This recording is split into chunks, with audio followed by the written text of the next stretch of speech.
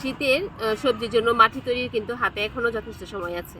মাটি তৈরিটা আমি বারবারই বেশি গুরুত্ব দিচ্ছি কেন, মাটি তৈরি যদি ভালোভাবে না হয় তাহলে কিন্তু এত যত্ন করব, দেখা যাবে সবই দিব, সবই কিছু করছি, আমাদের রেজাল্টটা ভালো হচ্ছে না। কারণ কি, আমাদের চারা অবস্থায় হচ্ছে, যখন চারাটা বসায়, বীজটা বসায়, সেই গ্রোথটাই ভালোভাবে হচ্ছে না। একটা সবজি গাছের বীজ থেকে যখন চারা হয়, মাথায় যখন উঠে, তার গ্রোথ দেখলেই বোঝা যায় চারাটা ঠিক আছে কিনা। মাটিটা যদি ঠিকঠাক মতো তৈরি হয়, অবশ্যই চারার গ্রোথটা কিন্তু তাহলে ইনশাল্লাহ ভালো হবে। মাটি আর হলো বীজ, এই দুইটা জিনিস যদি আমরা ঠিকঠাক মতো নেই, ভালো জাতের একটা বীজ নেই, ভালো করে মাটিটা তৈরি করি, তাহলে কিন্তু আমরা রেজাল্টটা খুব ভালো পাবো। মাটি তৈরির জন্য আমরা মাটিটা যত কম পরিমাণে নেওয়া যায়, আমার এখানে অলরেডি মাটি তৈরি, সেজন্য আমি প্র্যাকটিক্যালি এটা দেখাতে পারছি না। তবে যখন মাটিটা আমি তৈরি করি তখনও কিন্তু ভিডিও পোস্ট করেছি। মানে আমি একটা সিজনের মাটি, পরবর্তী আবার যেমন গত শীতের মাটিটা আমার এখানে তৈরি করা আছে, সেটা আমি গরমের জন্য বসাই নাই। এখন গরমের যে মাটিটা আবার আমি উঠাবো, সেটাতে আবার সব মিক্স করে রেখে দিব পরবর্তী গরমের জন্য। তো এখন যাদের এত এক্সট্রা মাটি আবার দেখা যায় হবেও না, তো সেই ক্ষেত্রে আমরা কি করব, পুরাতন যে মাটিটা আছে তার সাথে হচ্ছে আমরা নতুন করে কিছু মাটি অ্যাড করার চেষ্টা করব। মাটি বলতে আমি এখানে হয়তো কোকোপিট হতে পারে, সেটা ধানের চিটা হতে পারে, কাঠের গুঁড়ি হতে পারে। কাঠের গুঁড়িটাকে কিন্তু অবশ্যই আমরা ভালো করে রোদে শুকিয়ে তাতে যে কোনো ছত্রাকনাশক দিব, তারপরে আমরা মাটির সাথে মিক্স করব। মাটি যত কম হয় তাহলে কিন্তু আমাদের মাটিটা হালকা হবে, একটু ঝুরঝুরেও হবে, আমাদের গাছের শিকড়গুলো খুব সুন্দর নিচের দিকে যাবে। যেই পরিমাণ আমরা মাটিটা তৈরি করব, মাটি বলতে কিন্তু আমি টোটালটাকে বোঝাচ্ছি, মানে মাটি, কোকোপিট বা ধানের চিটা যেটাই হোক সেটা, মানে বলতে গেলে বারবার মাটি বলা হয়। তো সেই সমপরিমাণে আমরা যে কোনো জৈব সার দিব। জৈব সার কোনগুলা, গোবর সার, ভার্মি কম্পোস্ট, মিক্সড জৈব সার। আমার এখানে একটা মিক্সড জৈব সার আছে, আমি সেই মিক্সড জৈব সারটাই হচ্ছে গত শীত থেকে ইউজ করছি, শীতে প্লাস হলো গরমে, আবার এবার শীতের জন্য অলরেডি দিয়ে রেডি করে রেখে দিয়েছি। তো শিংকুচি, হাড়ের গুঁড়া, তারপরে যে চুন, আমরা ক্যালসিয়ামের যে চাহিদাটা পূরণ করি, চুন যদি কেউ না পায় তার পরিবর্তে কিন্তু জিপসামটা দিতে পারে।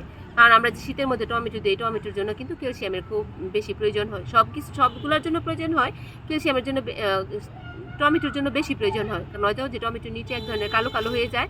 তো সেখানে আমরা যদি চুন পাই তাহলে চুনটা মিক্স করব, আর যদি না পাই তাহলে হচ্ছে আমরা এই জিপসামটা ইউজ করব। চুনটা কিন্তু মাটি শোধনেরও কাজ করে, মানে মাটি, একটা পুরাতন মাটিকে একটা নতুন মাটিতে রূপান্তর করার জন্য চুনটা ভালো কাজ করে। তো হচ্ছে তার সাথে আমরা একটু লাল পটাশও দিব। লাল পটাশ, কারণ হচ্ছে মানে পটাশটাও কিন্তু খুব গুরুত্বপূর্ণ। মাটির সাথে এগুলো সব দিয়ে যদি আমরা একসাথে রেডি করে রেখে দিই, তখন কিন্তু একসাথে সুন্দর হয়ে একটা মাটি তৈরি হয়ে যায়। বস্তায় করে রেখে দিব আমরা, বস্তায় করে রেখে দিয়ে যখন আমরা বীজ বা চারা বসাবো, তখন হচ্ছে আবার এটাকে একটা রোদ দিয়ে তার মধ্যে হচ্ছে আমরা বীজ বা চারা বসাবো। খুব সুন্দর আমাদের বীজ থেকে চারাও গজাবে, আবার আমাদের রেজাল্টটাও কিন্তু ভালো হবে। আর যদি কারো এখন একদম নতুন মাটি হয়, তাহলে সেই মাটির সাথে কিন্তু অবশ্যই আমরা, মাটি বলতে আমি বারবারই বলছি, মাটিটা যত কম পরিমাণ হয় তার সাথে আমরা কোকোপিট, ধানের চিটা, কাঠের গুঁড়ি, যেটা আমরা পারবো সেটা মিক্স করব। আর যদি একদম এগুলো কোনো কিছুই না থাকে, তাহলে কিন্তু অবশ্যই সেখানে বালি ইউজ করতে হবে, তা না হলে ড্রেনেজ সিস্টেমটাও ভালো হবে না, কারণ পানিটা তখন পাস হতে যাবে না। তো বালিও ইউজ করব।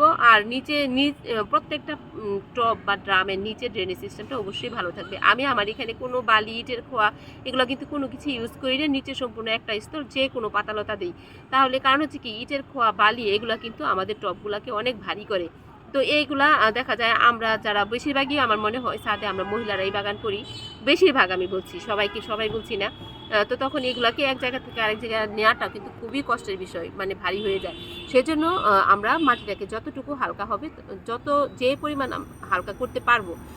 তো এই হলো দুইটা মাটি বললাম আমি, একটা হলো আমাদের পুরাতন ইউজ করা মাটি, আর একটা হলো নতুন একদম যে মাটি বলি, কিন্তু আসলে মাটিকে আমি মানে কাঠের গুঁড়ি কিংবা কোকোপিটকেই বোঝাচ্ছি মূলত। যেমন আমার বাগানে বলতে গেলে এখন 20% হবে না মাটির পরিমাণ, মাটি এত কম পরিমাণে আছে এখানে, সেই প্রথম অবস্থায় যে মাটি নিয়ে এসেছিলাম সেই মাটি আছে, সেইটুকুই মাটি, বাকি সব হচ্ছে কাঠের গুঁড়ি। আর প্রতি বছর এখন আমি নতুন করে কোকোপিটটা হচ্ছে মিক্স করছি সাথে। কোকোপিটটা কিন্তু সবচেয়ে ভালো, কিন্তু আসলে দামটা বেশি হয়, সেজন্য এত কোকোপিটও কিন্তু ইউজ করা যায় না। তো মোট কথা হচ্ছে, আমরা যে পরিমাণ মাটি দেবো তার সমপরিমাণ যে কোনো জৈব সার মিক্স করবো, তাহলে কিন্তু আমাদের মাটি তৈরিটা পারফেক্ট হবে। তার সাথে যে কোনো ছত্রাকনাশক মিক্স করবো, যদি কারো ছাই থাকে অবশ্যই সে ছাইও মিক্স করবে।